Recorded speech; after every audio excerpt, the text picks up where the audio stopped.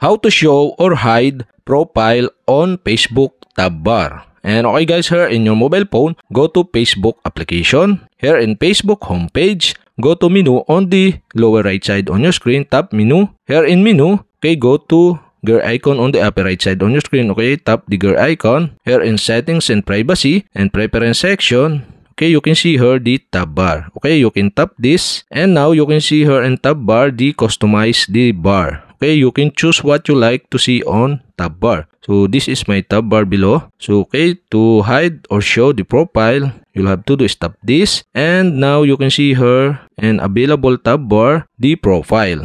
So the profile is set into auto. So you can show or hide this by tap the button on the right side, and the pop-up below are show. So you can see the option. So if you want to hide, okay, you'll have to do is select the hide button. Okay, don't show in your navigation bar. So if you select this, and okay guys, profile hidden. And okay guys, we have successfully hide the profile on tab bar. So if you want to show again, okay, you'll have to do is here in hidden section, you can see the profile and the button on the right side of this profile. So you'll have to do to show again is tap this, and you can see the pop-up. So you can set into pin or auto. If pin, keep in your navigation bar. So if the auto, show or hide depending on your activity. So okay guys, I decide to set into pin. And okay, we have successfully show or hide the profile on Facebook tab bar. And okay guys, if you have a question, kindly comment below, and don't forget to hit the subscribe button and the bell to notify you if I have new video. Okay, thanks for watching.